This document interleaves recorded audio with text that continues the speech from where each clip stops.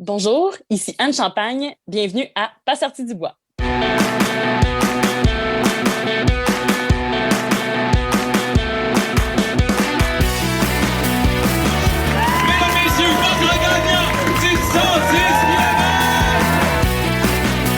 tu commences à te sentir bien en courant un ultramarathon, fais-toi-en pas, ça va passer.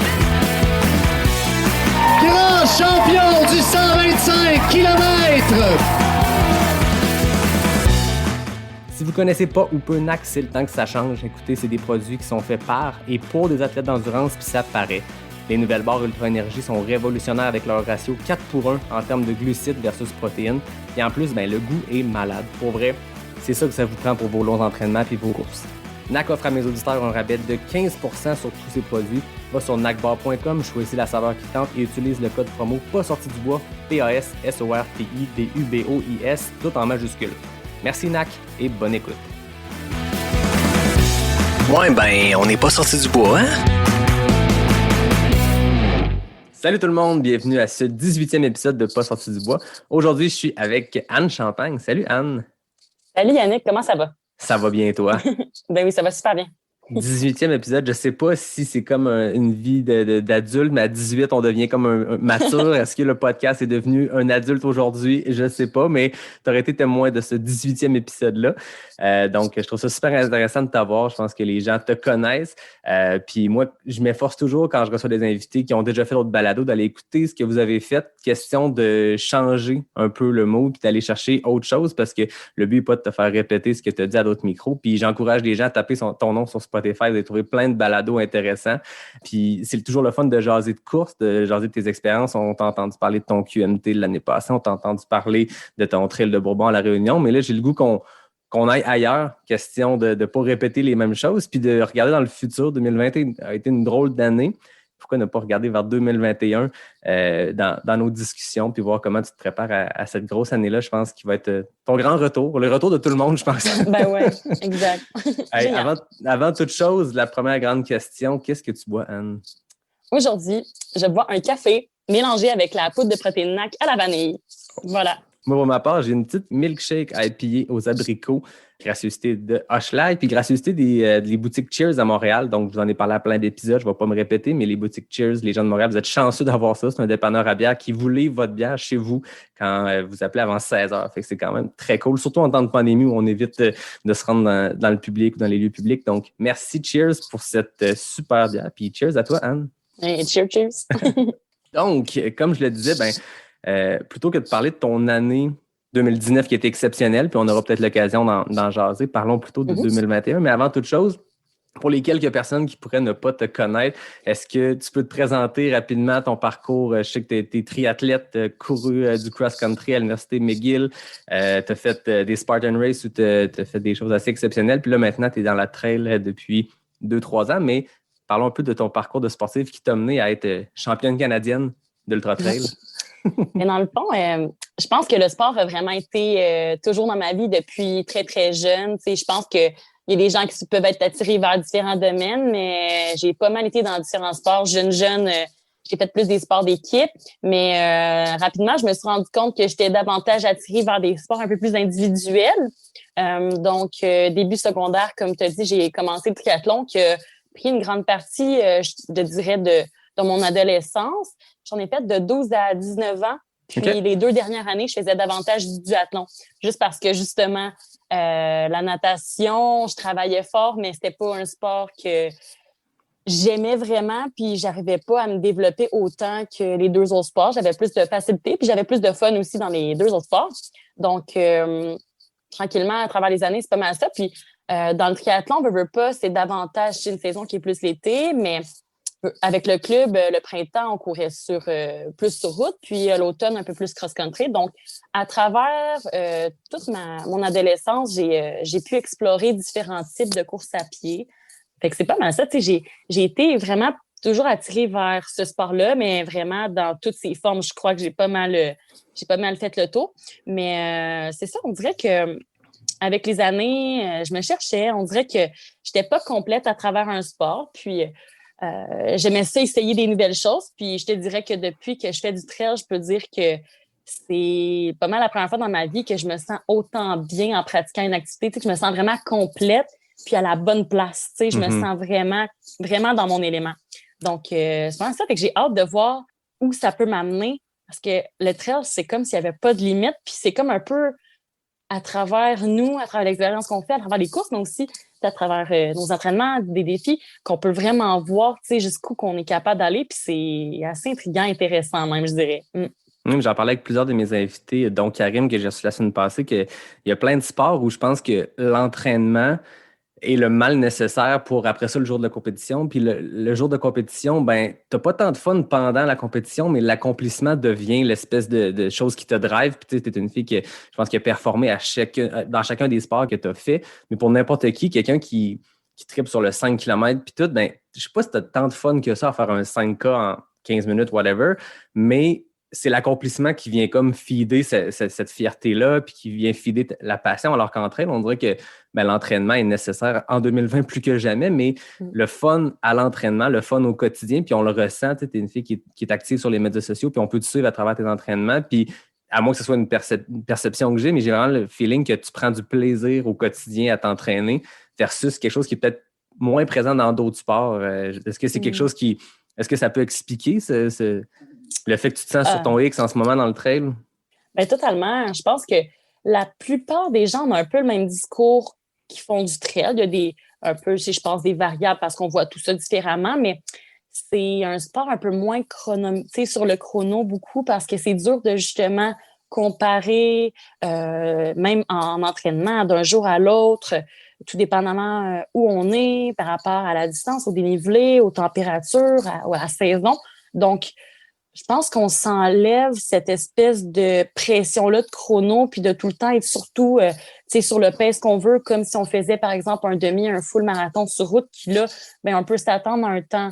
Je pense qu'on peut avoir des références, oui, mais il y a tellement de variables qui font en sorte qu'on est plus dans l'adaptation de moment en moment que dans je veux être là à tel moment. Ou, fait que je pense que ça, c'est quelque chose qui fait en sorte que ça devient une approche un peu plus saine envers la compétition, même peu importe le niveau qu'on est, mais je pense que c'est plus sain de la façon que perso, en tout cas, je vois la compétition à travers le trail.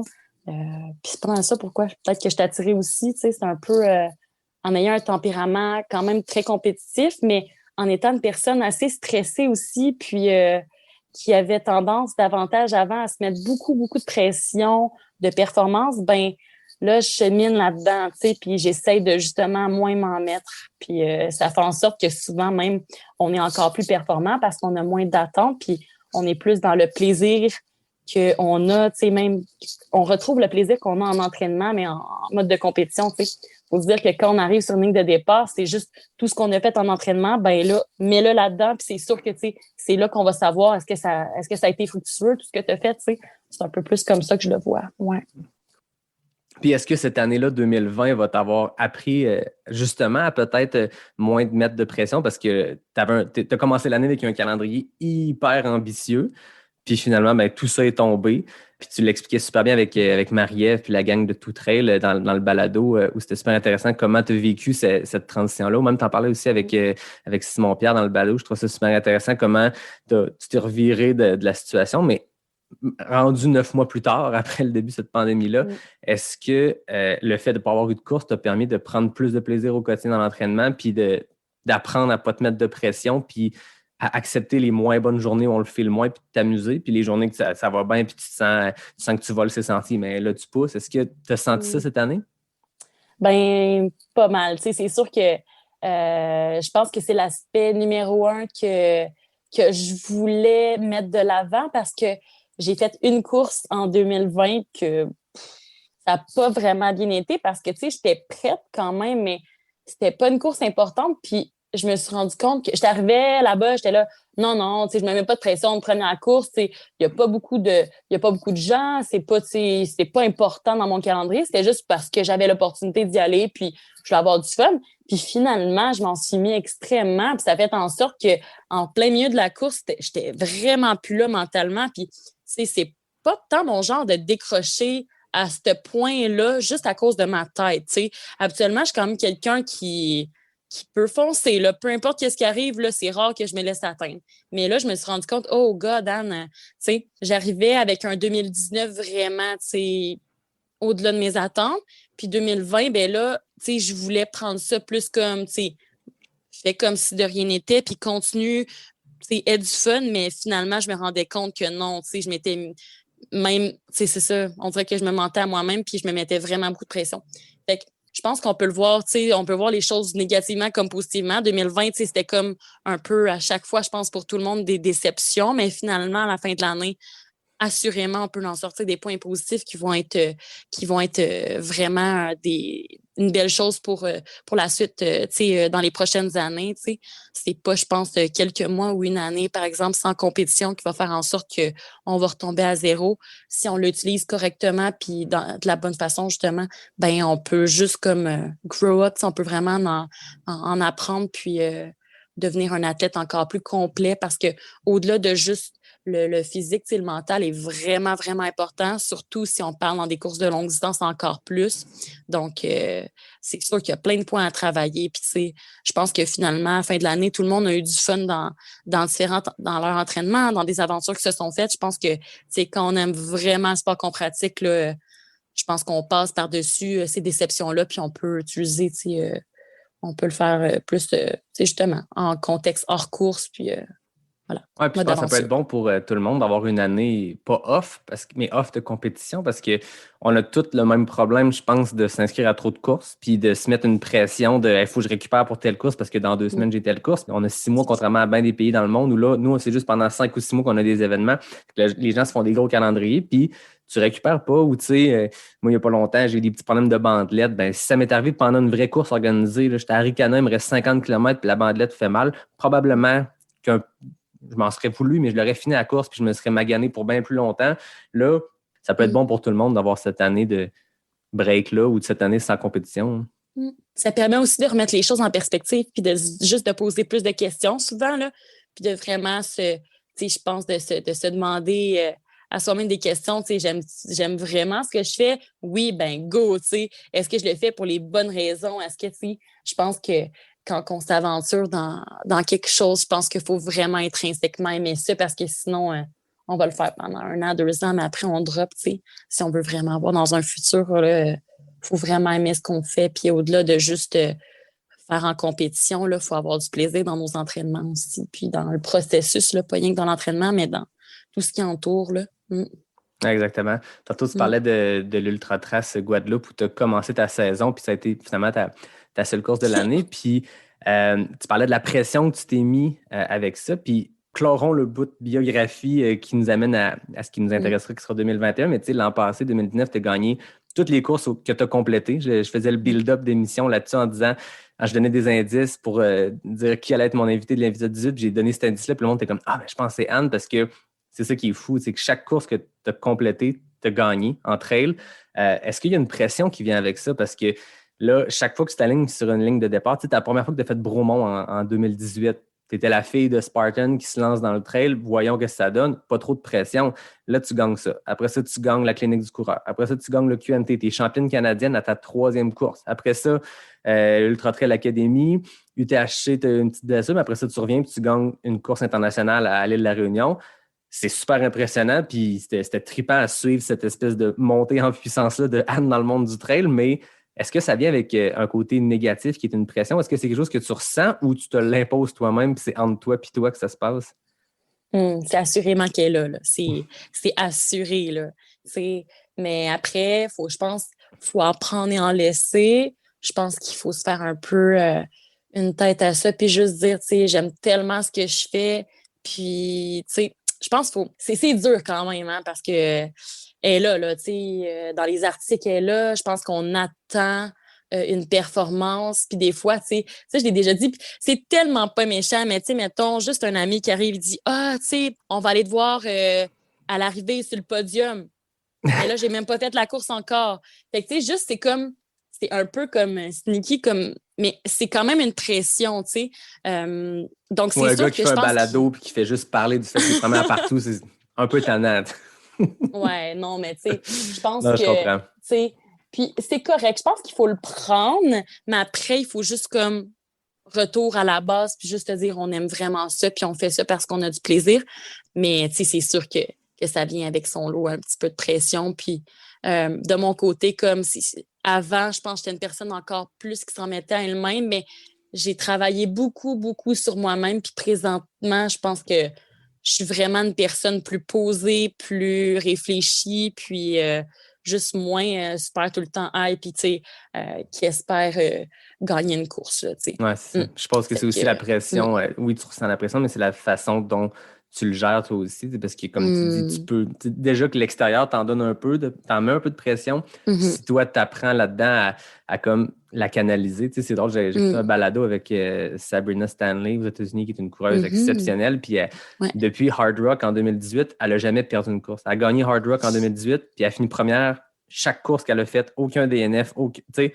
Puis elle disait en blague, je ne me rappelle pas c'était à quel balado, je pense que c'était au Ginger Runner, elle disait à la blague, j'aimerais quasiment ça comme finir 9e à une course, finir 77e, juste pour que le monde arrête de me dire « Hey, vas-tu gagner celle-là? » Puis de montrer comme là, laissez-moi faire mes affaires, là, je vais gagner quand je vais gagner, puis je ferai une 3e place ou une 14e place quand ça arrivera. Puis elle le disait en blague, mais j'entendais ça, puis je me disais, hey, peut-être que c'est le genre de pression que tu ressens toi aussi, puis c'est pour ça que je voulais qu'on en jase un peu. Là. Ben oui. C'est pour ça que j'ai hâte à 2021, puis j'avais hâte à 2020 parce qu'il y a des belles courses qui s'en viennent, si on peut prendre l'avion, puis on peut voyager un peu.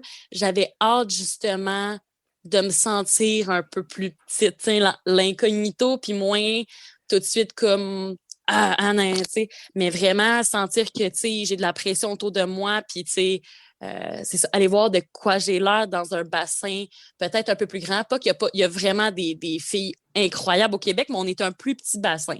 Fait que c'est sûr que, tu sais, des fois, si on a des performances, ça pop tout de suite, mais j'ai hâte d'être dans des courses un peu plus, tu sais, plus de monde, puis justement être challengée du début à la fin, puis c'est vraiment voir c'est ça, un peu plus justement de challenge de ce côté-là. Je suppose que toi qui es sur une ligne de départ au Québec sur une de nos courses versus toi sur une ligne de départ à la CCC comme tu étais supposé faire à Chamonix en 2020, la pression est un peu divisée à travers les 200 filles élites versus les 20 filles élites. Voilà.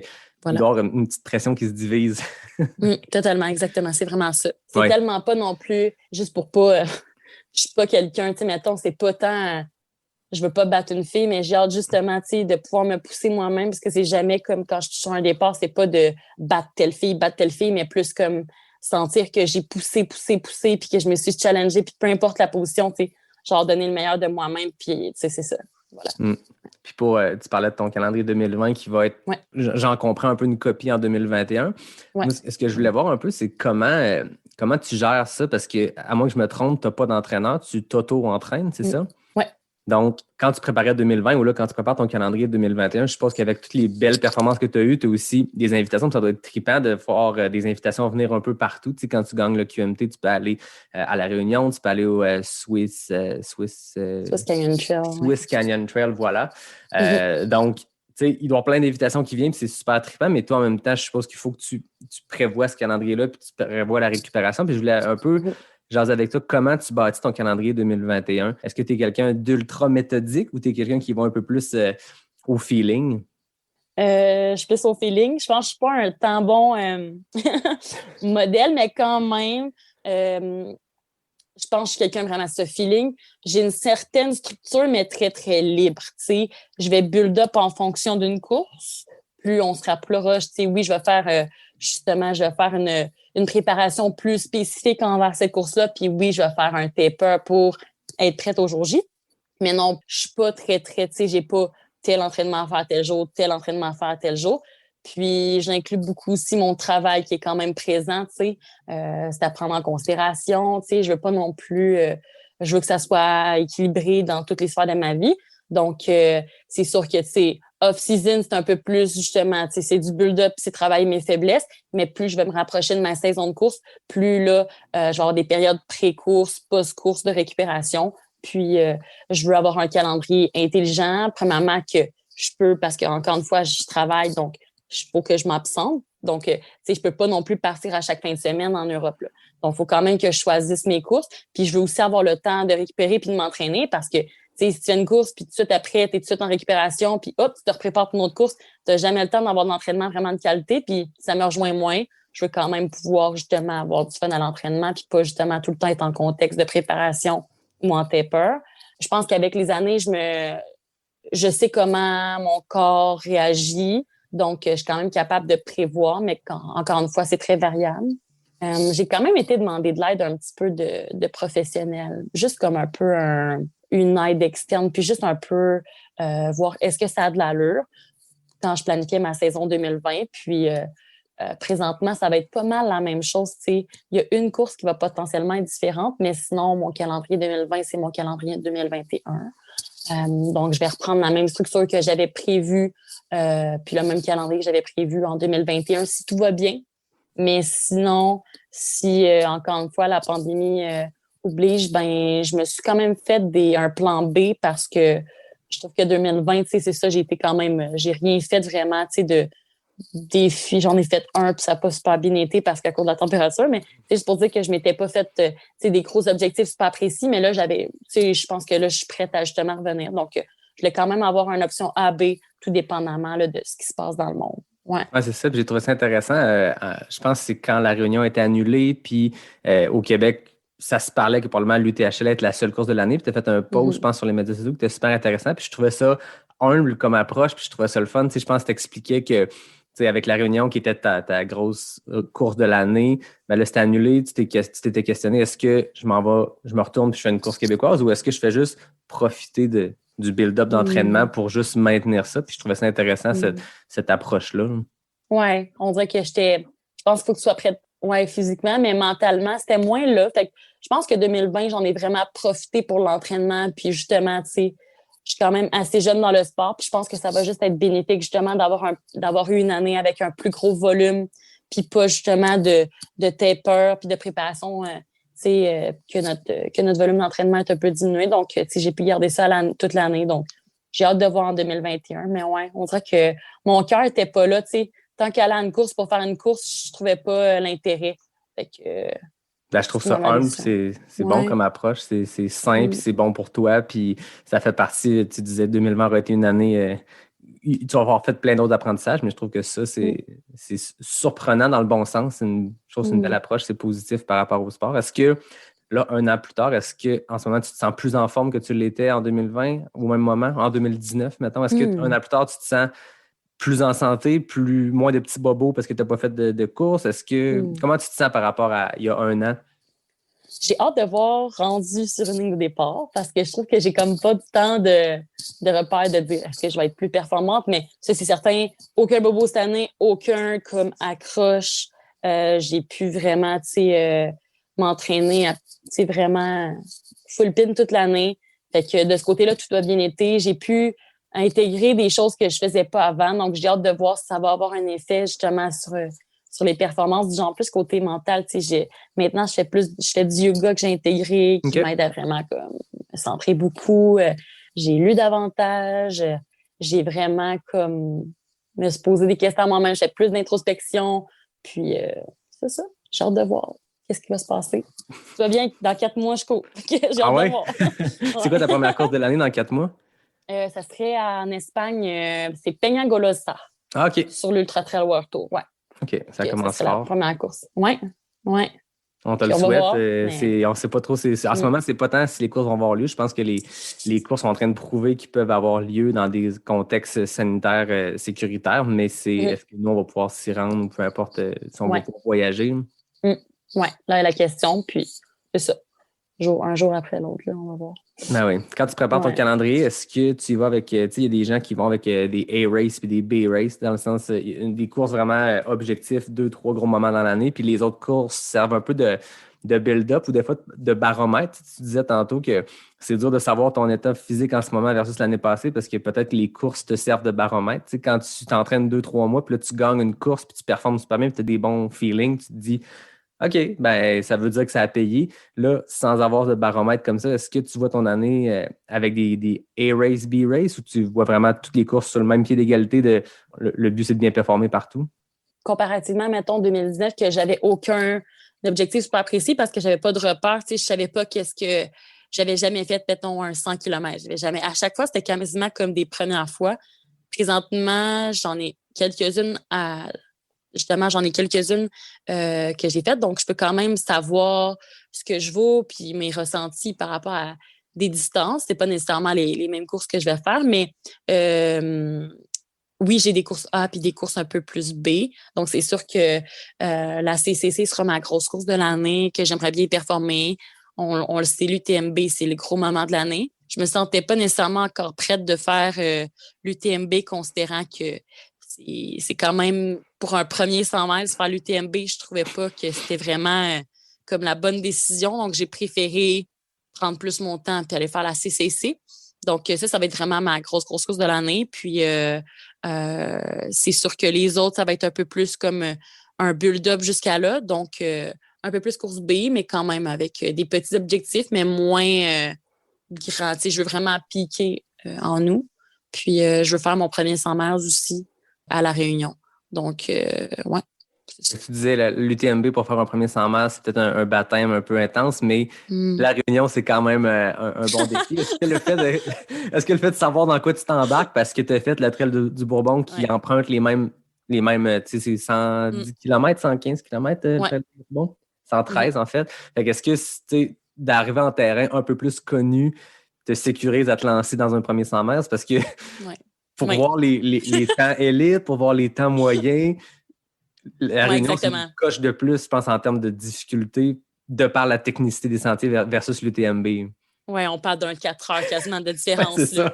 Pour la même distance, même dénivelé. Là. Mais oui, c'est parce que j'ai fait, c'est quasiment comme, on va dire, pas le 3/4, là, mais une bonne partie du même parcours. Donc, c'est comme si j'étais plus à l'aise d'aller là, puis de juste, c'est ça, un baptême de 100 mètres. Ça fait bizarre, hein, comme à dire, je vais faire mon premier 100 mètres à Diagonale des Fous, mais ouais, c'était à la fin de l'année. Je vais avoir fait comme une année un peu plus build-up, puis tu sais, ça va être un peu plus, justement, l'expérience d'être là-bas, puis de faire la distance, puis par la suite, un peu voir, tu sais, à la fin de l'année, faire un topo, puis de voir comme, est-ce que je suis à l'aise dans cette distance-là présentement, puis ce serait mon but, mais tu sais, ouais.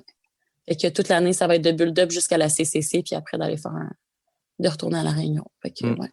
Ben, je peux te le dire que moi, je l'ai fait un peu pas ce build-up-là, mais cette relation-là entre deux courses. J'ai fait l'UTHC 65, après ça le 125, puis le terrain connu me sécurisait beaucoup. C'était ma plus longue distance, puis clairement ma plus longue durée de course surtout.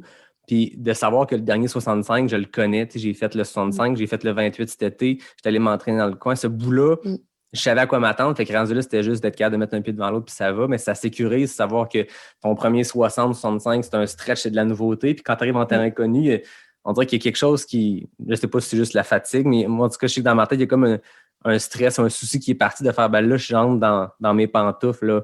Est-ce que La Réunion, c'est des pantoufles? Je sais pas, mais je suppose que quand tu vas tomber dans le moment où tu vas commencer le trail du Bourbon, ça va faire 60 km que tu es sur le parcours. Ben, peut-être que tu vas arriver en terrain inconnu, puis ça va sécuriser là-dedans aussi.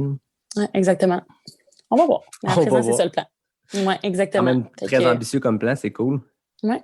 Ça va être le fun de te suivre à travers tout ça. Oui, j'ai hâte. Tu retournes au QMT cette année aussi? Oui. Mon calendrier, ça va être, si tout va bien, plan A, ça serait Peña-Golosal, c'est un 100. Si je ne me trompe pas, je ne vais pas dire n'importe quoi, mais si je ne me trompe pas, c'est un 110. OK. En mai. Non, en avril, fin avril. Par la suite, c'est un peu, je ne sais pas trop. J'ai eu une invitation, mais je suis un peu, ça va dépendre si je peux prendre encore une fois vacances. Mais en mai, j'ai une invitation pour aller faire Volvic en France. OK. Fin mai. Mais sinon, j'aimerais ça faire la clé du coureur parce que c'est un beau parcours. Puis je trouvais que c'était, je trouvais que c'est une belle course. Essayer de ne pas terminer en 100 cette année. Oui. Bon, c'est la gestion du risque. Après, oui, QMT. Puis par la suite, un défi personnel fin juillet, comme un peu une fin de semaine choc pour la CCC qui va être fin août, puis après la Diagonale des Fous. Fait que, tu sais, je trouve que ça fait un beau calendrier, bien échelonné, puis avec des bonnes périodes de récupération entre chaque, puis juste une espèce de progression jusqu'à les objectifs de la saison. Puis, c'est cool. Puis l'entraînement à travers tout ça, est-ce que tu te prépares en bloc d'entraînement? Tantôt, tu parlais de spécifique. Là, tu sais un peu des courses, c'est des endroits où, à part La Réunion, c'est des nouvelles courses que tu vas faire. c'est des terrains moins connus, mais est-ce que tu t'informes sur la course? Est-ce que tu vas lire? Ça va être quel type de technicité, quel type de parcours? Puis si oui, comment tu te prépares à ça? Tu sais, comment on se prépare pour le chemin des Anglais? Quand on sait que c'est un parcours hyper technique, mais tu arrives les jambes cassées à la fin d'une course sur la Réunion, puis tu as ça qui arrive. Comment on se prépare pour ce spécifique-là? Ben ici sur Québec, assurément que je vais aller faire j'aime bien ça, aller faire, mettons, des week-ends un peu partout, quand on peut. Donc, si c'est au Québec, j'essaie d'aller voir un petit peu ou sinon, je m'informe. Mais si c'est ailleurs dans le monde, assurément, je vais avoir fait mes recherches pas mal. Là. Je vais aller regarder des vidéos YouTube. Il y a tout le temps, du monde qui vont avoir filmé ça en GoPro, le first. Fait que t'as quand même un aperçu. Mais sinon, tu lis des descriptions, tu regardes des vidéos, tu regardes les parcours, les profils de parcours, tu regardes les informations que l'organisateur met. Souvent, ils décrivent un peu le parcours, comment que ça va être. Regarder des photos. Fait que par la suite, quand même, tu as un aperçu sans y être allé. Tu as un aperçu de qu'est-ce qui t'attend. Puis, par la suite, tu peux un peu plus, justement, bâtir un entraînement en fonction de tout ça. Parce que, par exemple, ma première course, Peñagolosa, j'ai aucune référence. Mais je suis allée voir, justement, les parcours. Le parcours, justement, le profil qui est beaucoup plus ascendant que descendant.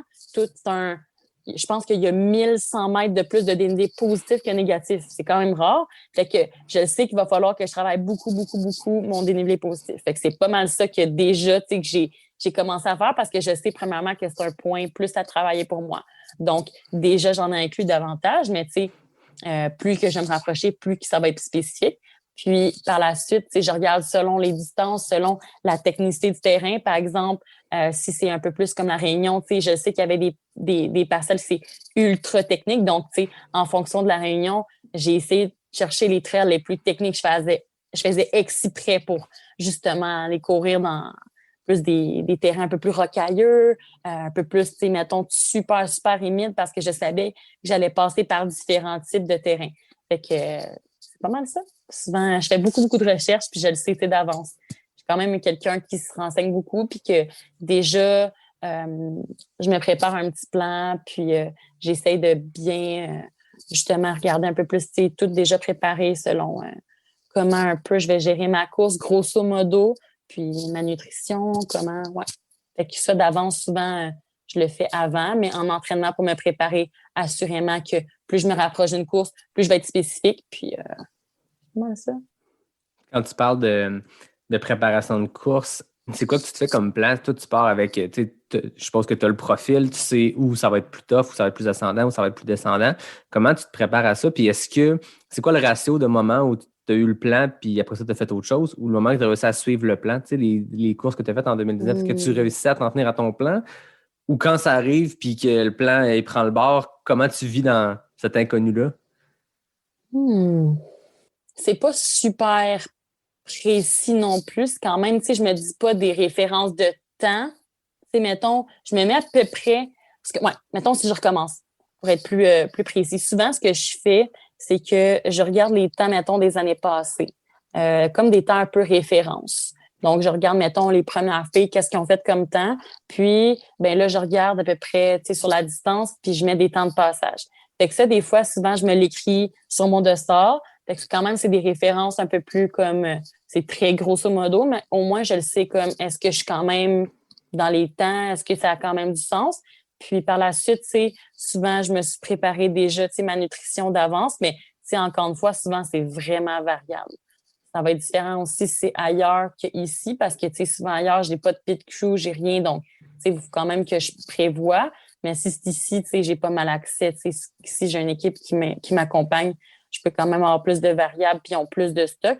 Mais c'est sûr que c'est un ultra, je pense que tu peux te préparer, mais il y a tellement d'imprévisibles qu'il faut juste que tu t'ajustes en cours de route, là. Donc, tu sais, c'est un plan. Mais habituellement, tu sais, j'ai pas beaucoup fait de courses encore, mais habituellement, les plans que je me suis mis, ça a bien été. Tu sais, souvent, je pars plus conservateur, puis je sais qu'après 50-60 km, c'est là que je commence à être vraiment dans ma zone, puis je commence à être vraiment bien. Fait que souvent, j'ai un départ plus conservateur, puis après, mettons, la moitié, ben je commence à vraiment plus build-up, puis comme justement prendre mon rythme, puis ouais. OK. Puis côté plan nutritionnel, est-ce qu'il y a encore là, tu as un plan, chaque heure, tu sais qu'il faut que tu consommes ça, ça. Comment tu prépares, par exemple, là, Peñagolosa, c'est dans 3 mois, 4 mois? 4 mois, oui. comment tu vas te préparer, là, sachant que tu t'en vas là-bas, tu n'as potentiellement pas de crew parce que c'est à l'international. Si ça a lieu comme prévu, comment tu vas te préparer si on prend cet exemple-là, cette course-là? Oui. Ben la nutrition, souvent, je regarde, je consomme à l'heure. Par exemple, je veux tant de calories à l'heure. Donc, j'essaye de regarder, premièrement, les ravitaux qu'il y a là-bas, c'est à peu près au combien de kilomètres, parce que j'essaye de pas trop emmener non plus de stock sur moi. Donc, j'essaye d'utiliser au maximum les ravitaux. Si la nourriture, habituellement, il y a pas mal de tout, mais je regarde qu'est-ce qu'il y a, puis j'essaye de les utiliser au maximum. Mais j'essaye de minimalement... J'ai travaillé beaucoup parce que je pense que la nutrition, c'est quand même propre à chacun, mais je suis comme quelqu'un qui a de la misère quand même à consommer. Ah ouais. J'avais de la misère à manger en courant, mais là, plus les distances augmentent, plus c'est essentiel. Donc, j'essaye minimalement de consommer 200 calories à l'heure, minimalement. Fait que ça, c'est le minimum qu'il faut que j'aille. Fait que c'est genre l'équivalent de, mettons, 2 gels ou souvent, j'essaye de mixer un peu plus d'aliments solides avec un aliment un peu moins, justement, un peu plus chimique, si je peux dire. Fait que genre patates douces, bananes, c'est pas mal qu'est-ce qui se passe le mieux. Puis par la suite, après des gels. Puis j'essaie de compléter aussi moitié eau puis moitié boisson d'électrolytes. Donc, c'est pas mal le plan. Côté hydratation, je calcule pas tant, mais côté comme calorie in, j'essaie de quand même garder un minimum pour être constante là, niveau énergie. Pour être fonctionnel, parce que c'est le nerf de la guerre. Souvent, les gros blow-up, les gens racontent que c'est parce qu'à un moment donné, la bouffe ne rentrait plus, mais il faut que tu trouves d'autres moyens. Des fois, les gens, c'est le coke, là, c'est des calories, puis de la caféine, puis une bonne dose de sucre en liquide, mais il faut trouver des manières parce que tu peux pas arrêter de manger en pleine course, mais à un moment donné, des fois, l'estomac décide que ça ne rentre plus. Puis je trouve que c'est de l'entraînement aussi. Là, quand tu pars faire des longues sorties, est-ce que tu répliques ton plan nutritionnel de course dans tes longues sorties? Pas tout le temps, par exemple. Pas à toutes mes longues sorties, c'est pas ça que je fais, mais j'essaie quand même de...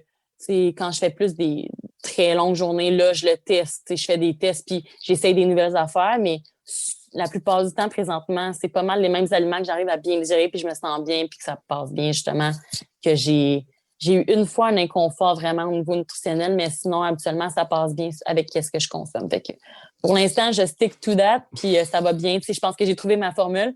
Il y en a qui la trouvent pas. Là, il y a quelques athlètes qu'on voit que pour de vrai, souvent, c'est ça qui est bloque. Là. Des gros noms en plus. Là. Ah oui. C'est des James Wamsley. Là, en tout cas, dans ma tête, c'est son problème numéro 1. Là. Ou à part qu'il passe super vite, mais c'est juste pour dire que c'est pas rare qu'il est malade. Ou même une Courtney, c'est pas rare qu'il est malade. Là. Fait que je pense que ça, c'est des affaires, c'est des athlètes super puissants, mais ils ont de la misère à consommer. Fait qu'imagine, des fois, je suis comme wow. Ouais. On a tous les mêmes problèmes, puis je pense que c'est très changeant. Tu peux te préparer du mieux que tu peux. Moi, à un moment donné, j'avais décidé dans une saison morte, cette année, je vais apprendre à manger en courant. Je faisais des Spartans, puis je mangeais quasiment rien, je finissais à la gueule à terre. Fait que pendant un hiver, je partais avec une banane, j'en mangeais pendant que je courais au lieu de manger avant. Puis tu fais des trucs, puis tu peux te préparer du mieux que tu peux, mais à un moment donné, il y a le théorique, là, puis il y a le pratique. Le race day, il y a tellement de facteurs qui entrent en jeu. Puis c'est ça qui est un peu fou, puis qui est peut-être une part d'inconnu, puis le fun à travers tout ça, mais c'est imprévisible. Ouais. Le samedi, ça va te faire ça, puis le dimanche, ça te le fera pas. Puis je comprends pas pourquoi, mais on part là-dedans. Ouais. Puis tu sais, c'est selon aussi la distance ou la vitesse. Tu sais, quand plus tu cours vite, là, je pense qu'il faut que tu adaptes ta nutrition, mais quand on est dans un ultra, puis le rythme est plus lent, on arrive quand même à digérer un peu plus des aliments, si je me trompe pas. Tu sais, en tout cas, de ce que je vois, tu regardes, mettons, des marathoniens qui courent en des temps hallucinants, tu sais, ils consomment pas d'aliments solides. C'est tout sur le Martine qui fonctionne beaucoup. Là. Fait que grosse charge glucidique, mais tout en liquide parce que justement, ça s'absorbe un peu plus. Mais plus c'est long, puis plus c'est lent. Je pense que plus on le voit dans des gros ultras, ils consomment un peu n'importe quoi parce que justement, c'est tellement long, puis c'est un rythme un peu plus lent qui peuvent se permettre quand même de consommer des aliments un peu plus solides, puis un peu plus justement random, si je peux dire. Ouais. Ou quitte à ralentir le pace aussi, puis il y a ça qui est le fun de l'ultra aussi, c'est que c'est très up and down dans les paces. Ouais. C'est Stephanie Simpson qui contacte pour gagner le championnat canadien de backyard. Je dirais, à la fin, elle était rendue sur les burgers et sur les gaufres, mais je pense que quand il faut que tu fasses 6,7 km en 1 heure, quand tu es une coureuse de ce talent-là, ben tu as moyen de dire, regarde, premier kilomètre, je vais le marcher le temps que ça digère et que ça passe. Puis après ça, je continuer. Mais en trail, il y a ça qui est le fun aussi. Je sais pas toi si tu adaptes aussi selon les montées et les descentes, mais c'est sûr qu'en power hike, quand c'est bien à pic, ben, ça te gère pas mal mieux que quand tu es en descente technique, tu roules à 4 keks, 5 keks du kilo dans le piton. Plus tough manger. Oui, c'est assuré que je mange pas mal tout le temps en montant parce que justement, on marche mon power hike ou c'est léger jog, mais assurément, parce que descente, ça descend en même temps. Oui, c'est ça, exact. Tout descend. Voilà. On veut pas drôle. Ça, hein? Tu parlais de Jim Wamsley, puis il y a quelque chose, il y a une analogie que j'ai parce que je me préparais pour notre entrevue en ce moment. Puis hier, je courais avec le podcast de Dylan Bowman, qui est super intéressant, qui s'appelle The Well. Ouais. Qui a rencontré Jim Wamsley, puis moi, j'étais dans un mode, souvent, moi, je prépare mes entrevues, j'arrive pas trop de questions, pas trop préparé parce que je veux que ce soit naturel, mais je cours, je règle bien les affaires en courant. Moi, je règle des problèmes de job, j'écris des patentes, tout se fait en courant. Mais bref, je pensais à l'entrevue, puis là, j'ai écouté en parallèle le podcast, puis j'ai tracé des similitudes entre Jim et toi. Puis laisse-moi finir parce que je te lance ça, tu me diras si je suis des patates complètement ou pas.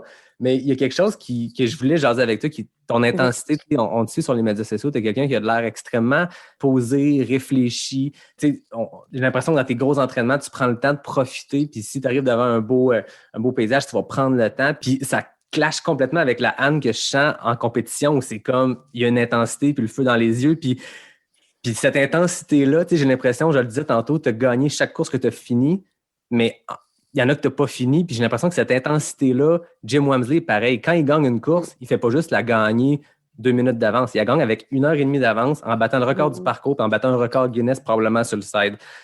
J'ai l'impression que ton intensité, c'est là que je la trace. Jim, on le sait, il finit toujours ses courses en vomissant et tout. Je ne veux pas qu'on aille dans ces analogies-là, mais l'intensité que vous avez les deux, puis j'ai vraiment tracé ce parallèle-là en me disant, mais j'ai l'impression que c'est ça en Champagne aussi. C'est quand tu pars une course, tu es comme déterminé, puis tu vas tout faire pour gagner, puis des fois, ça va te jouer un mauvais tour. Je pense qu'à Bear Mountain ou le North Face l'année passée, tu as pris un mauvais chemin, puis il a fallu que tu arrêtes la course. Ou tantôt, tu parlais de l'UTHC où tu t'es blessé, le Trottoir Guadeloupe. Je ne veux pas focusser sur le négatif, mais j'ai l'impression que quand tu pars dans le piton, ben, il vient avec ça une part de risque. Puis Jim Wamsley le disait, il l'explique exactement comme ça. Il dit, moi, je vais all-in. Je sais qu'il y a un risque, puis j'aime mieux finir 2 courses sur 3, mais gagner ces 2 courses-là ou être fier. Des fois, c'est même plus tant de gagner. C'est juste d'avoir tout donné, puis jamais rien laissé. Puis il n'y a rien, je pense, que de pire que de sentiment que le lendemain de te dire, je pense que j'aurais pu faire mieux. J'ai l'impression qu'Anne, il n'y a pas ce sentiment-là. Quand tu gagnes une course, puis tu as tout donné. Puis est-ce que je me trompe dans cette intensité-là? Non, tu as vraiment, vraiment, vraiment raison. Là. C'est extrêmement... c'est vraiment ça. Mais il y a comme une petite affaire, par exemple, que, perso, je suis déçue, mettons, dans les courses que j'ai faites. Mais le reste, totalement, c'était ça. C'était une prise de risque qui m'a amené à un DNF,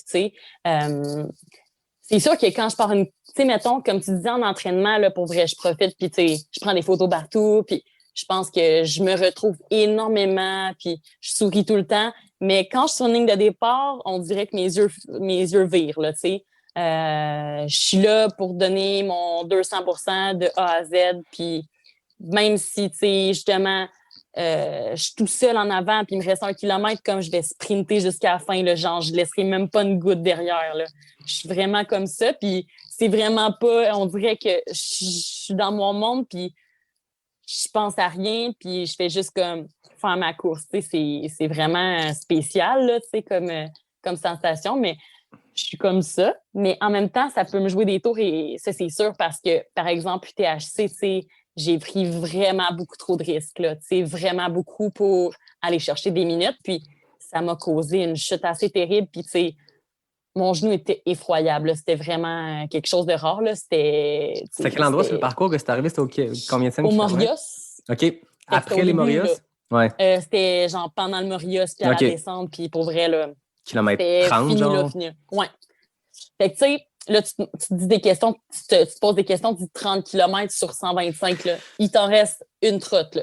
Puis là, je pensais au Bourbon. Fait que là, j'ai fait, c'est la bonne décision de DNF. J'ai pleuré pendant toute la journée, là. Tu sais, ça, c'est moi, là. Mais, tu sais, j'étais vraiment déçue, mais, tu sais, il fallait que je vive avec les conséquences de ma prise de risque un peu trop grande. Par contre, si je fais une comparaison avec la Guadeloupe en début d'année, c'était clairement pas mon corps, là, c'était ma tête. Ça, je suis déçue. Parce que là, je me suis dit, t'as été faible, tu sais, de juste parce que ta tête décidait que tu n'avais plus le goût de courir, juste comme d'arrêter là. ça, je me suis trouvée un peu plus plate d'avoir fait ça par la suite, mais en même temps, ça m'a amené son lot d'apprentissage, tu sais. Je me suis dit que oui, je donne tout. Si c'est parce que c'est un bris mécanique, mettons que parce que j'ai pris trop de risques, OK, fine, genre, je suis prête à l'accepter, mais parce que ta tête ne veut plus avancer, ça, genre, non, là, c'est vraiment pas. Non. Tu t'es préparé tellement pour cette course-là que tu vas remettre un pied devant l'autre, puis je le sais que j'aurais bien fait, tu sais, à la fin du compte, mais c'est juste, c'est ça, notre tête, des fois, elle nous joue des tours, puis, tu sais, je suis sûre que j'aurais juste continué à marcher, puis ça aurait comme passé, parce que un ultra, pour n'importe qui, là, ça va avoir eu son lot de up and down, assurément, puis il faut juste pas trop se laisser affecter par les hauts, mais les bas aussi, tu sais. Quand on est dans une euphorie que ça va bien, pas trop se laisser emporter, mais quand on est dans un down que tout est de la merde, ben laisse-toi pas trop emporter par ça, tu sais. Essaye de surfer la vague, puis juste de continuer à avancer. Si tout va bien, que tu es en santé, comme t'as pas d'excuses, tu sais, continue, puis essaye d'aller le plus loin possible, tu sais. T'es préparé pendant longtemps, là, puis tu sais, tes jours J, là, fais juste comme courir, marcher, ou arrête un peu, mais tu sais, continue ta course, puis essaye d'aller le plus loin possible, puis c'est pas mal ça. Fait que c'est un peu des deux, mais ça, en effet, je pense que je pourrais pas changer cet aspect-là de dire, quand je suis sur une ligne de départ, genre, je donne tout, puis je suis quand même prête à assumer les risques de passer tout droit parce que j'ai pas pris le bon sentier ou de me blesser. Fait que, ouais. Mais ça, c'est vrai. C'est positif, je pense, en fait. Ça donne la compétitrice que tu es, puis tu arrives sur une ligne de départ. Je pensais à cette analogie-là, puis je me rappelle qu'à l'Ultra Trail Academy, qui était une toute petite course, puis tu sais, en termes d'élite, c'était pas là que je pense que tu as eu le plus de compétition. Il y avait Jeff puis toi, je pense, puis le reste des gens comme nous autres qui allaient découvrir cette course-là. Puis je t'ai vu sa ligne de départ, puis j'ai fait, OK, elle est comme en mission, tu sais, puis mais je trouvais ça cool. Il y a cette intensité-là, puis c'est quelque chose que moi, j'apprends à me développer dans ce sport-là avec d'autres types d'objectifs, pas des objectifs de podium, peu importe, mais j'ai besoin de ce chien-là, puis je m'entraîne avec un gars qui s'appelle Dominique, que je vais recevoir bientôt au balado, puis Dom a ça, tu sais, Dom, il n'y a aucune ligne de départ où il ne se voit pas gagner la course. C'est jamais arrivé, il a toujours fini top 5, mettons, mais il y a ce chien-là, puis moi, j'apprends, lui, à l'opposé, il apprend de moi, parce que des fois, Dom, il y a une blessure, puis il va la traîner longtemps parce qu'il va courir dessus, fait qu'on se balance là-dedans, mais il faut apprendre, puis non, puis même, je trouve ça intéressant ce que tu expliquais, que dans une course, on a parlé avec plein d'invités, j'en ai parlé avec plein d'invités, que la tête nous joue des tours, puis des fois, les downs, il faut apprendre à en sortir. Mais je trouve ça intéressant que c'est à l'opposé aussi. C'est que dans des ups, dans des moments d'euphorie, il ne faut pas non plus comme trop en donner, parce qu'on sait que c'est tout ce qui monte redescend et vice-versa. Puis dans une course, on a beaucoup de ups, beaucoup de downs. Il ne faut pas s'y mettre à risque parce que là, ça va bien, fait que je vais descendre ça en bas de 4 du kilo puis pousser en fou. Mais je trouve ça intéressant comme apprentissage. Je pense que c'est bon pour n'importe qui. Là. Ouais, puis tu sais, on apprend tellement. On dirait que c'est comme des mini-vies, les ultras. Tu apprends vraiment à te découvrir à chaque fois. Puis ça, c'est ça qui est beau. Tu deviens comme un meilleur athlète, mais une meilleure personne. Je pense que c'est ça qui apporte beaucoup. Puis tu sais, on est tous différents dans notre approche, dans nos objectifs, dans nos approches, comment qu'on voit. Mais tu sais, au fil des années, on apprend un peu plus à justement savoir ce qu'on aime, comment qu'on... Ouais, puis tu sais, passer autant de temps dans le bois, seul dans notre tête, ça peut pas être la meilleure thérapie que ça. Je veux dire, t'es tout seul dans le bois avec le bruit des oiseaux, le bruit du vent, puis ta tête. Fait que t'as de quoi régler. Je le disais tantôt en blague que je règle des patentes, mais souvent, moi, des fois, c'est une course qui me tente pas où il fait trop froid, fait que mon sel gèle, fait que je peux pas écouter de balado, de musique. Je me dis, bon, je vais partir avec un problème, que ce soit un défi de job ou quelque chose, d'ici 1 heure, je vais l'avoir réglé, tu sais, mais on pense beaucoup, puis il y a plein d'apprentissages, puis c'est ça, je pense que c'est Anne Trayson qui disait un ultra, c'est une vie. Tu passes par plein de up, plein de down, puis ça montre aussi quel genre de personne, quel genre de caractère tu as quand tu ressors de ces downs-là. Puis même ce que tu disais par rapport à ton Ultra Trail de Guadeloupe, c'est quoi que j'ai entendu souvent par des gens, je pense beaucoup de coureurs, de coureuses ont eu ce premier DNF-là mental. Tu sais. Pat Godin m'en parlait. On a tous ce moment-là où la tête ne va plus, fait que tu es convaincu qu'il faut que tu arrêtes. Puis à un moment donné, le lendemain, tu es comme une espèce de mauvais hangover de fuck. J'aurais pu continuer, puis c'était juste ma tête. Puis comme tu dis, je l'entends souvent, le plus jamais. T'sais. Je vais arrêter si j'ai une blessure, je vais arrêter si c'est une vraie raison. Mais si c'est juste la tête, qu'est-ce que j'ai de mieux à faire? Je suis dans le bois, puis go. Oui, exact. On apprend là-dedans. Tu sais. Ben oui, tellement. Ah ouais.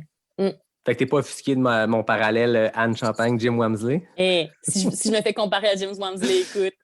Voilà. Je te souhaite tous ses succès et pas ses insuccès, mais ça fait partie du personnage qui est Jim Totalement. Wamsley d'aller all-in puis ne pas se contenter de peu. Ouais. Tu sais, puis c'est bon pour n'importe qui. Là. Moi, genre, full respect pour peu importe ton approche, mais c'est tellement d'audace la façon qu'il voit ça. Puis, tu sais, c'est vrai, là. Tu sais, Western State, un Western State qui est parti comme une balle, mais tu sais, finalement, il a fini comme vraiment pas en bon état. Tu sais, à la fin, il marchait. Puis, mais juste pour dire qu'il a quand même pris le départ en disant comme c'est tout ou rien. Tu sais, c'était vraiment ça. Puis, c'était quand même une belle approche, mais je pense qu'il aussi s'est fait donner des commentaires un peu plus négatifs par rapport à ça. Mais moi, genre, peu importe la façon que tu l'approches, tu sais, je pense que ça fait l'athlète que t'es, la personne que t'es, puis c'est bien correct comme ça, tu sais. Non, exact, puis ça inspire les gens, je pense, puis c'est ce qui est le fun d'avoir tous ces types de profils-là. Tu as d'autres athlètes, c'est complètement le contraire, qui sont plus en mode, moi, je vais être sécure, puis à la fin, si je vais bien, je vais pousser, puis tu sais, Xavier Thévenard, ça leur a donné, Xavier Thévenard, il a gagné 3 fois l'UTMB, puis sa philosophie est complètement opposée de dire, moi, je suis patient, tu sais, puis Jim Wamsley à l'UTMB 2017, il était en feu, puis ça allait, puis à un moment donné, il s'est mis à ralentir. Puis à un moment donné, il y avait 2 heures d'avance sur Xavier Thévenard, puis qui ne l'a pas dépassé à la fin, ben tranquillement trottant avec ses bâtons dans une montée.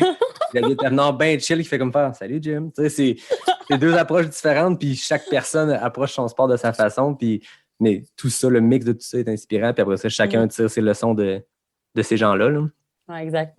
Totalement. On parlait d'inspiration. Tu sais, je pense que tu inspires beaucoup de gens. Tu sais, quand la première fois que les gens ont comme découvert que j'allais te recevoir au balado, le monde m'écrivait, ou quand à un moment donné, au début du projet, j'avais lancé en story, écrivez-moi qui voulait que je reçoive, je pense que j'ai reçu ton nom, comme une réponse sur 2 était toi.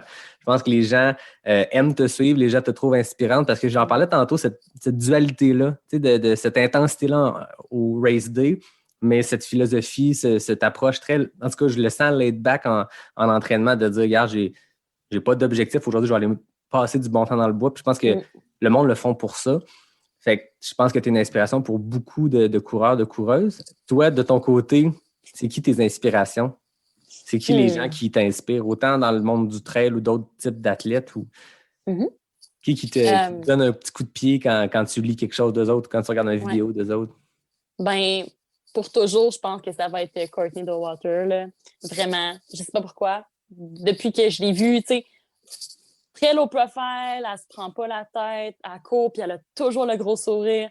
Super performance, mais tu sais, elle part super low profile. Elle est même gênée sur les bords, puis on le sent qu'elle fait ça pour les bonnes raisons, puis c'est beau à la voir aller, c'est juste beau la voir courir, puis je trouve que c'est une belle philosophie, tu sais, par rapport au trail, je trouve que c'est une belle image, puis que c'est même si t'es performant dans quelque chose, peu importe, t'as pas besoin de te show off avec ça, tu peux juste rester super humble, super ouverte. Je pense que c'est un beau modèle, justement, féminin, puis elle fait vraiment sa marque dans le sport, mais elle fait aussi, comment dire en français, comme un peu, elle fait monter, tu sais, vraiment, elle popularise bien, elle démontre que les femmes sont capables aussi dans le milieu du trail, puis surtout en ultra, d'être dans la game, puis c'est une belle inspiration, puis quelqu'un que, justement, tu sais, on dirait qu'elle n'a pas de défaut, là, tu sais,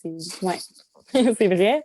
Un des meilleurs documentaires sur elle, au-delà de tous ses succès, parce que, je veux dire, je pense que c'est la personne entre elles qui est le plus polyvalent. Tu sais, Kilian n'est même pas ce niveau de polyvalence-là, de performer dans du 24 heures sur track, dans des backyard ultra, dans des 100 miles, 200 miles, 50K, peu importe, elle est là, dans des ultras comme l'UTMB puis Western State, je veux dire, rares sont ceux qui gagnent ces 2 courses-là parce que c'est comme l'opposé. Une course super roulante, super rapide, super chaude. L'autre, super montagneuse, super froide, en tout cas, alpine, disons. Mais elle gagne partout. Puis le meilleur documentaire, c'est celui sur son Western State 2019 que Salomon produit où, justement, ça n'a pas bien été. Elle avait gagné l'année d'avant. Puis là, avec toute humilité, gros sourire d'en face, elle dit à ses parents qui sont là pour c'est la première fois que ses parents faisaient son crew. Puis, gros sourire d'en face, elle dit, gars, il faut que j'abandonne, je suis blessé. Puis, tu fais comme faire, ben c'est ça, tu sais, un DNF, c'est jamais un échec. Tu sais, je pense qu'on apprend plus dans le négatif que dans le positif. On apprend plus de ces expériences-là. Puis, elle l'humanise complètement. Puis, je trouvais que c'était audacieux de de faire un docu là-dessus. T'sais. Probablement qu'eux, ils étaient là pour faire, on va faire un docu, elle va gagner 2 Western States en ligne, ça va être malade, on va prendre des espadrilles en fou. Puis finalement, c'est pas ce qui arrive du tout. Puis ça fait un documentaire super humain qui humanise probablement la meilleure coureuse, et si c'est pas la meilleure athlète de trail présentement au monde. Oui, exactement. Parce que, tu sais, c'est ça. Ça fait pas d'elle une extraterrestre, ça reste que c'est justement... C'est possible aussi qu'elle finisse pas une course justement comme ce qui s'est passé. Là. C'est beau de voir justement que même pour elle, pour la personne, pour l'athlète, assurément que c'est bénéfique, tu sais, parce que quand tu es tout le temps en top, justement, comme tu disais, Sabrina ou elle, ça te prend ça pour te remettre à terre parce que c'est facile de te sentir un peu plus à maner voler, même si c'est pas ton intention de juste dire comme maner, mais ça te remet les 2 pieds sur terre puis te dire OK. C'est beau. Il faut quand même que tu work, faut quand même que tu traces ta voie là-dedans puis qu'il n'y a rien d'acquis là. Soit parce que tu prends une ligne de départ, que tu vas la gagner, que tu vas faire un record de parcours. Est-ce que tu l'as vécu, ça, ce petit reality check-là, par exemple, à l'UTHC, après avoir gagné toutes tes courses 2019, tu as un gros build-up, puis Arikana, c'est quand même une référence au Québec, puis tu arrives là, bien sûr, la pression, tes favorites, puis est-ce que tu as senti ce que tu viens de décrire, ce reality check-là? Ah, totalement. J'ai vraiment été déçue, là. Très, très, là, genre, ça m'a pris du temps avant de m'en remettre. Une chance que j'avais le Bourbon après, sinon, je pense que ça aurait été plus difficile encore. On dirait que ça a juste bien fité, mais oui, je me sentais un peu l'invincible, puis j'allais à l'UTHC, puis j'étais comme, OK, genre, je la gagne, tu sais. That's it. Ça, c'était vraiment un peu comme dans mon intention. Mais là, wow, OK, c'est beau, tu sais. Ouais. C'est comme, OK. Puis finalement, il a fallu que je retourne dans ma tête. J'ai reçu des beaux messages. J'ai reçu, justement, c'est Olivier Gagnon, il m'a envoyé un message. Puis c'est comme ça m'a vraiment comme rentré dans la tête solide. Puis je pense qu'en arrivant à l'île de la Réunion, après, j'ai juste un peu comme transféré ma frustration de ma défaite, de mon DNF à l'UTHC vers l'événement. Mais oui, totalement. Ça, c'est une espèce de rédemption un peu après. Un mois plus tard, ça t'a comme propulsé, parce que je veux dire, la Trail de Bourbon, je n'ai pas les données exactes, mais je veux dire, t'as gagné, mais t'as gagné en fracassant le record du parcours. Puis, c'est une course, c'est pas un record du parcours, c'est la 2e édition d'une course, c'est le record du parcours de quelque chose que ça fait longtemps que c'est là. Puis, t'es arrivé là, le couteau entre les dents, puis c'était comme ta revanche, finalement. Oui, totalement. Oui. Mais ça, c'est sûr. Il n'y a rien d'acquis dans la vie. Puis on l'a vu encore en 2020, il n'y a rien d'acquis pour vrai. Là, mettons, tout le temps que tu sois, c'est ça. Il ne faut pas trop prédire l'avenir. Puis il faut juste que tu as fait ce que tu avais à faire. Tu es le jour J, go for it. On verra par la suite. Mais pas trop regarder vers l'avant. Puis même se donner des objectifs. C'est large. Il ne faut pas que ça soit, je pense, trop précis non plus. Si tu as quand même des références fines, mais sinon, quand même, te laisser une marge, mais quand même, te donner justement des objectifs pour te propulser, pour t'aider à juste avoir le feu, mais aussi, te dire qu'il y a des impondérables dans tout ça qui peuvent jouer. Fait que pas trop non plus là, que si ton objectif A fonctionne pas, ben, pas trop te laisser atteindre par ça, puis juste comme continuer parce que c'est la vie, là. C'est pas... tu aurais pu faire, mettons... ça n'a pas été comme tu voulais cette journée-là, mais le lendemain, peut-être que ça aurait été la meilleure performance de ta vie. Il y a tellement d'impondérables que...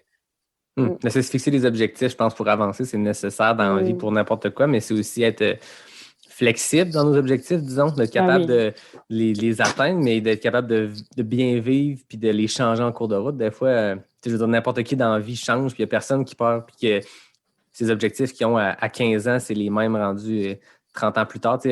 À mesure que la vie avance, tu changes les objectifs. Je pense que c'est pareil à un plus petit niveau dans le sport. Tu te dis, 2020, c'était ça mes objectifs. Là, il y a une pandémie mondiale, puis tout ça, sac le camp. Il faut se trouver d'autres objectifs au quotidien, à court terme, pour justement pouvoir pousser en entraînement. Totalement. Ouais. Parlant d'objectifs, est-ce que tu as un bucket list? Là, on parlait tantôt de 2021, c'est très short term, qu'est-ce qui s'en vient pour toi? Est-ce que au-delà de tout ça, tu t'es fixé des objectifs plus grands ou c'est juste de continuer à t'amuser là-dedans puis à progresser? Ben, c'est sûr que je pense que gros objectif, ça serait l'UTMB, là, for sure. Là. J'aimerais vraiment ça, pas dans un avenir quand même rapproché, faire l'UTMB parce que c'est le rendez-vous, c'est la grosse course, puis je pense que c'est la référence. Puis par la suite, c'est assez vague parce que c'est assez, même si ça a quand même bien été dans mon début, je suis très nouvelle dans dans le milieu du trail, puis j'ai beaucoup à voir encore, j'ai beaucoup à découvrir, puis j'ai hâte de voir plus les distances augmentent, comment je vais me sentir, puis comment, c'est ça, je vais me sentir, comment je vais aimer ça. Présentement, je suis à l'aise dans les distances qui entourent ce que j'ai fait, mais par la suite, c'est du gros inconnu. Donc, ça, j'ai hâte de voir. Donc, c'est de progresser à travers les années, puis de juste, par la suite, découvrir. Mais c'est sûr que il y a tellement de belles courses dans le monde que on dirait qu'on voudrait tout faire en même temps, mais c'est ça. Après, ça va être un peu plus tranquillement augmenter les distances, puis pour pas trop non plus rusher à travers tout ça. Là, je pense que ce qui fait la beauté de tout ça, c'est d'être dans la progression, puis de juste comme faire ça sainement aussi, là, de pas, c'est ça, tout vouloir en même temps. Donc, mais c'est sûr que toutes les courses un peu plus 100 miles m'intéressent beaucoup, puis dans plusieurs années, peut-être un peu plus, mais c'est un peu plus mode aventure. Là. Oh, oui. Comme Mathieu parlait à l'épisode 12, je pense que tout le monde cette année s'est trouvé d'autres sortes de défis. Certains, c'est des choses enregistrées comme des FKT ou whatever. D'autres, c'est comme dans ton cas, tu disais juste d'être dehors puis de prendre du plaisir dans cet entraînement-là. Puis chacun a fait des apprentissages là-dedans. Puis je pense que les gens ont pris goût à ce type de défi-là aussi, que ce soit plus le mode aventure ou un peu plus laid back, là, de ne pas avoir une course organisée avec des flags puis des ravitaux puis d'essayer quelque chose de nouveau, que ce soit des courses en autonomie ou des défis, peu importe lesquels, là, traverser des régions comme David Bombardier qui a traversé l'Estrie au grand complet, ou des choses super intéressantes qui se passent, puis ça aura permis ça aussi cette année de découvrir de nouveaux défis. Là. Totalement.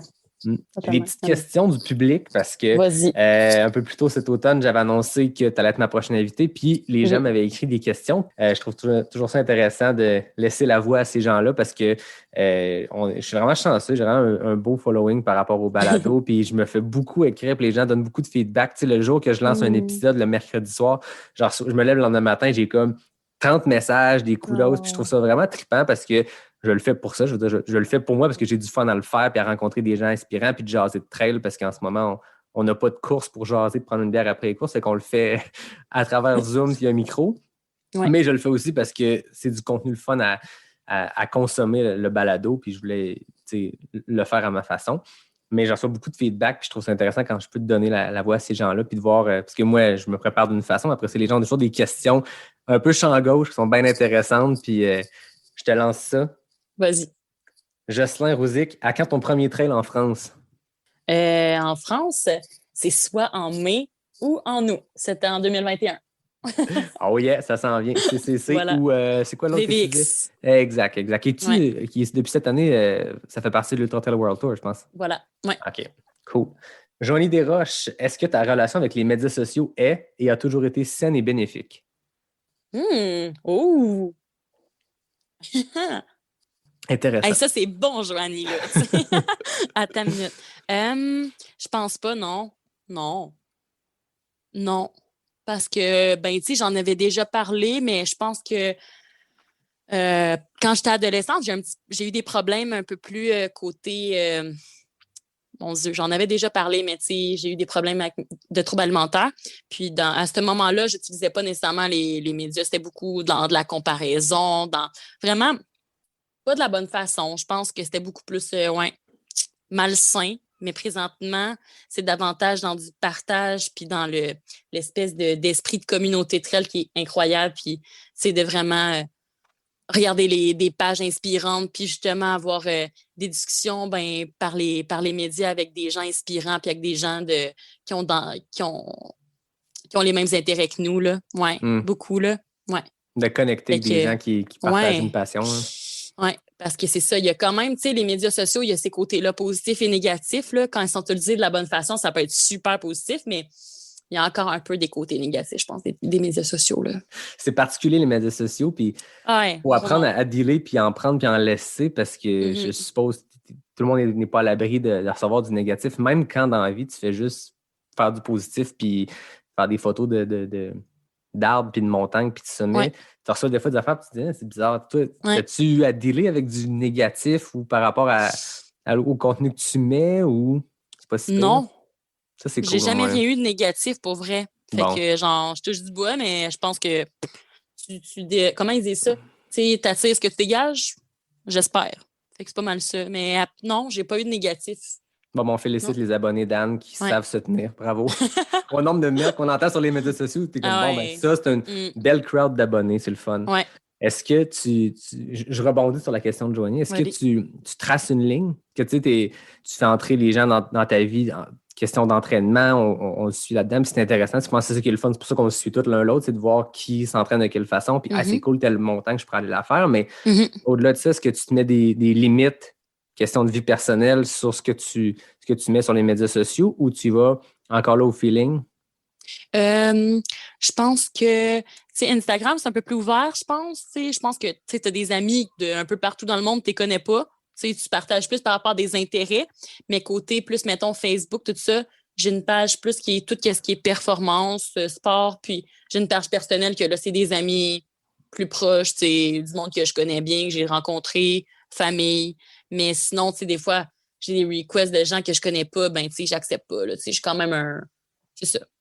Fait que j'ai quand même un petit nid comme ça, mais ouais, c'est pas mal ça. Mais je trace quand même la ligne, là. Trace une ligne, ouais. Ouais. Maïka Lamoureux, suis-tu une diète particulière? Non, je mange pas mal. Non, je dis non. Tu sais, je suis pas trop, non, je suis assez flexible. Je te dirais que je consomme pas par moi-même mettons, je mange pas de viande par moi-même vraiment, mais mettons que je vais chez quelqu'un puis un plat de viande, je vais en manger. Mais je suis pas nécessairement comme végétarienne 100%. Je suis plus comme flexible, je te dirais. Je mange pas mal de tout. J'essaie d'être équilibrée, d'aller chercher tous mes nutriments. C'est rare que je vais manger beaucoup d'aliments transformés, mais ça, c'est par choix personnel. Mais non plus, j'en fais pas trop de cas si par-ci, par-là, je mange quelque chose de plus transformé. Mais c'est ça, en général, très équilibré. Moins de viande possible parce que je trouve que ça me colle plus à la peau, mais non plus pas que je freak pas non plus avec ça. Fait que pas rien de spécial, là. Je calcule pas vraiment, là. J'essaie d'avoir une belle alimentation, là, complète. Ouais. Bon, intéressant, ça. Ouais. Nicolas Dan, que tu connais, de chez NAC. Yeah. Salut, Nico. C'est quoi la journée type de la reine Anne à l'entraînement? C'est verbatim, hein? Je prends sa question comme il me l'a demandé, mais tu sais, c'est Nico, c'est qui connaissent. Fait que la reine Anne. Queen Anne. Ça dépend. Si je travaille 4 jours sur 7. Si je travaille, typique, je travaille à partir... dans le fond, je m'entraîne le matin. Je fais plus un entraînement renforcement musculaire ou des fois, je fais entraînement de bike ou quelque chose comme ça. Par la suite, je travaille un peu plus tard. Je travaille à 10 heures. Donc, le matin, je me lève assez tôt. Je fais mon premier entraînement. Je déjeune, je me prépare. Je pars en courant je fais du run commute, ce qui me permet de justement faire un certain volume d'entraînement dans ma semaine puis de combiner les deux avec mon voyagement. Je travaille ma journée, je reviens en courant. Puis là, il est 7 heures. Donc, par la suite, routine de soir. Puis avant de me coucher, je fais tout le temps de routine, soit yoga ou étirement. Fait que ça complique pas mal mes journées de travail. Sinon, mes journées off, j'en profite. J'ai juste ma petite personne à m'occuper, fait que je suis en montagne, je me déplace, puis je fais des plus longues sorties là, la plupart du temps. Mais j'ai tout le temps une journée off par semaine que je bouge, mais pas de course à pied. Fait que c'est plus ma journée pour préparer ma semaine, faire mes repas un peu plus parce que j'ai des semaines chargées, faire du ménage, des trucs comme ça. Fait que ça, c'est une semaine typique Anne. Intéressant, la question de Nico est devenue la semaine type. C'est vrai, c'est une journée, hein? Mais écoute, c'est correct parce qu'il y a un peu de tout là-dedans. Une journée que tu travailles, une journée que tu ne travailles pas, ça change pas. On ne l'a pas dit en introduction. Qu'est-ce que tu fais dans la vie, Anne? Moi, je suis thérapeute en physiothérapie. Donc, je ne suis pas physiothérapeute, mais j'ai fait la technique. Donc, je fais pas d'évaluation, mais je fais des traitements. Voilà mon métier. Puis, je suis massothérapeute aussi. Là, j'ai les 2 formations. Donc, je travaille dans une clinique à Joliette. Puis, est-ce que ce background-là, ce travail-là, t'aide aussi? Parce que je veux dire, on en parlait tantôt de l'entraînement, puis je suis pas entré là-dedans, mais tu sais, avec le volume qu'on met, je pense que tout le monde a toujours des petits bobos, là, sans être de blessures, on a toujours des petites douleurs et tout ça. Est-ce que ces connaissances-là t'amènent à pouvoir pas t'auto-traiter, mais d'être capable de ressentir puis de t'aider là-dedans à récupérer de ces petits bobos-là? Je pense que je suis devenue de plus en plus, tu sais, t'es plus à l'écoute de ton corps. Tu le sais que quand il y a des trucs qu'il faut que tu écoutes, des trucs qu'il faut pas que tu écoutes. Des fois, il y a des douleurs plus musculaires que là, tu peux faire comme, OK, t'es juste raqué. Mais il y a des trucs là où il faut que tu fasses plus attention. Puis là, souvent, oui, je fais de l'autotraitement davantage. Puis, ben là, j'ai des collègues autour de moi, fait que c'est un peu plus facile quand même de me faire traiter. Mais oui, ça, c'est certain que je connais plus de domaines, donc je peux un peu plus savoir là, quand c'est bon de ralentir un peu, là. Ah, c'est cool. Je pense que c'est ça qui est le défi aussi dans notre sport, c'est des fois de faire la différence, autant en course qu'en training, entre un bobo, une douleur, puis une blessure, parce que des fois, la ligne est mince, mais des fois, faut pas freaker puis arrêter de courir chaque fois qu'on a un petit bobo, parce qu'on ne courait pas souvent.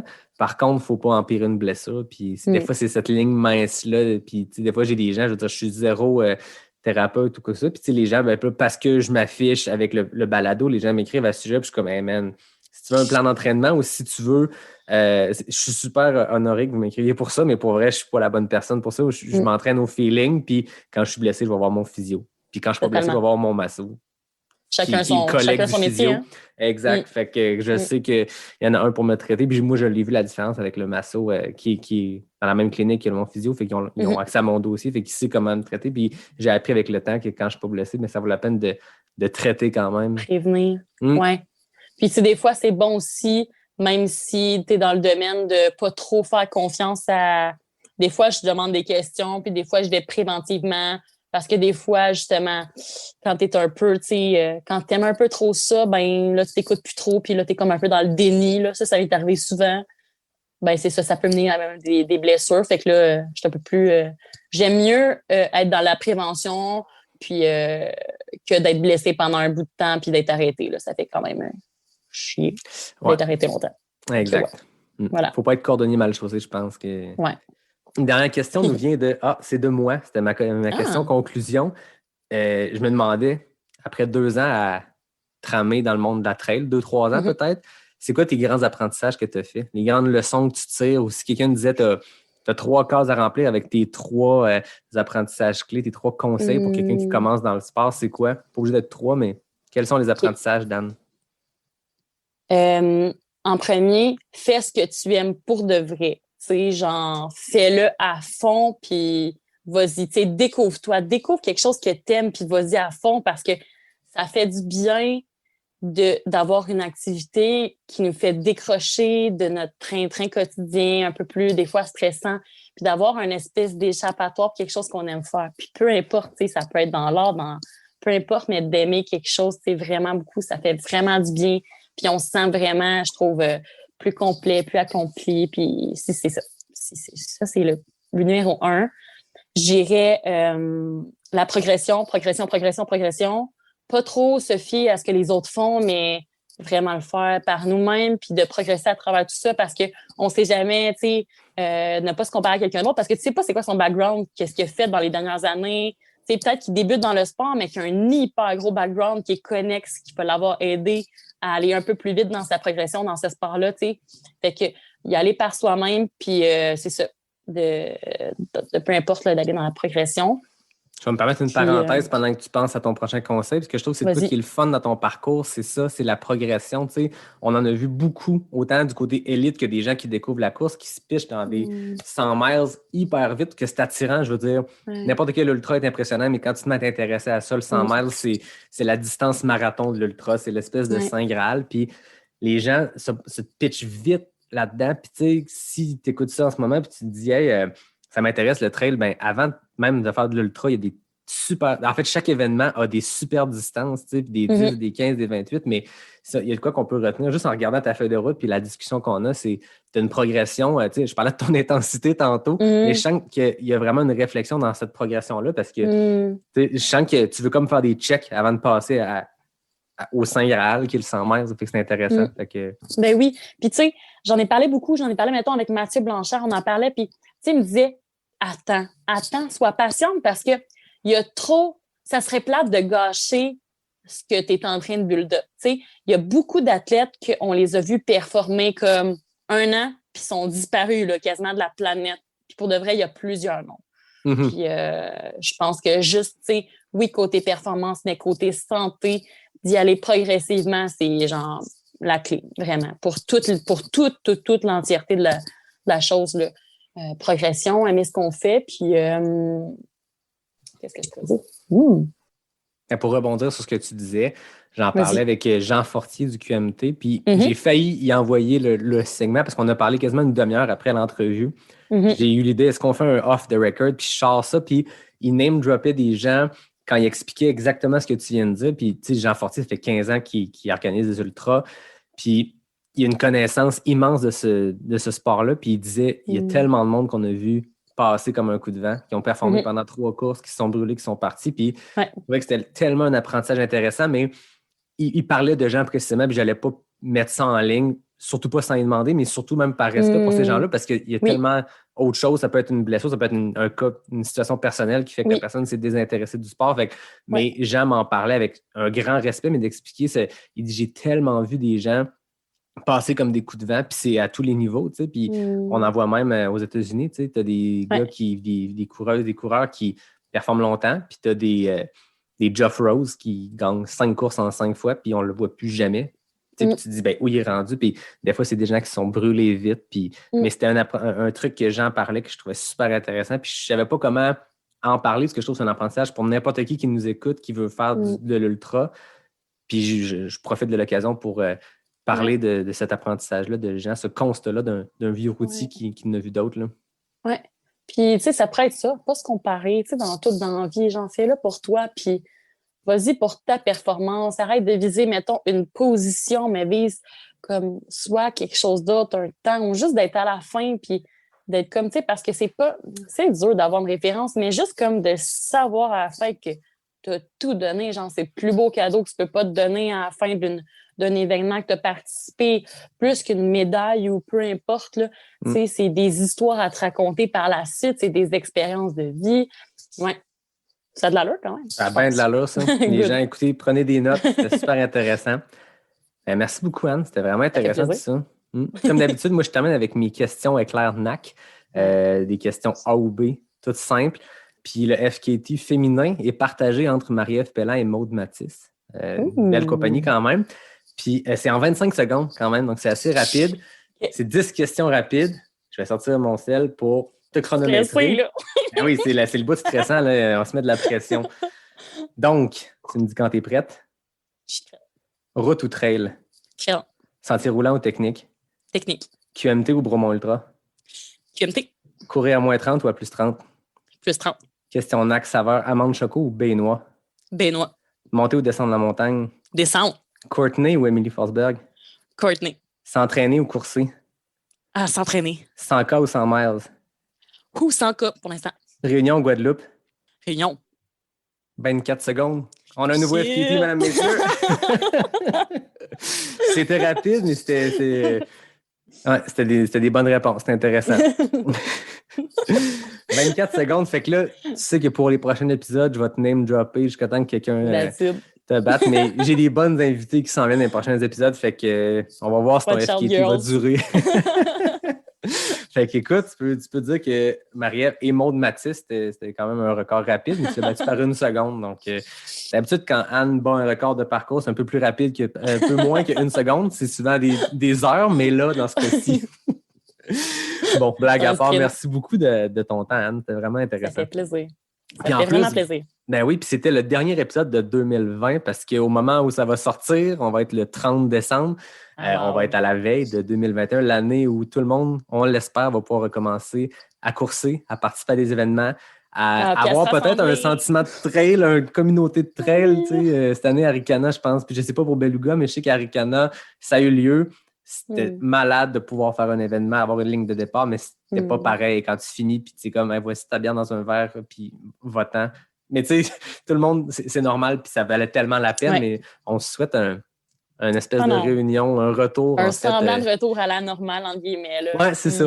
On verra ce que ça donne. Puis je te souhaite que tu puisses aller faire ces courses-là. Au-delà d'avoir des événements, c'est de pouvoir voyager puis d'aller montrer qu'au Québec, on a une tradition de trail qui gagne en popularité. Je pense qu'au Québec, ça explose en ce moment. C'est porté par plein de gens, dont toi, je pense, qui inspire les gens.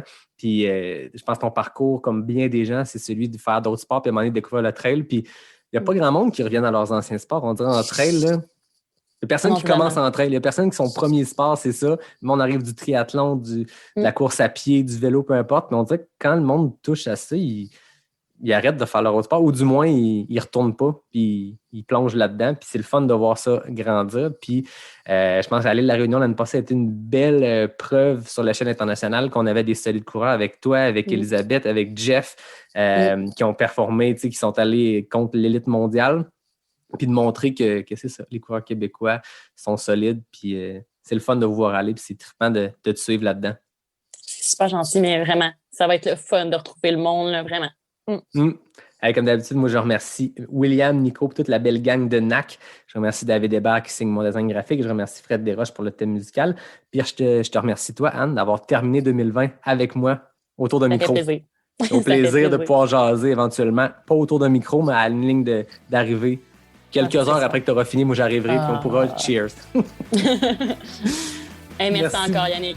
Ben, merci à toi puis à tout le monde. Je vous dis à bientôt pour le prochain épisode de Pas sorti du bois, le podcast 100% trail.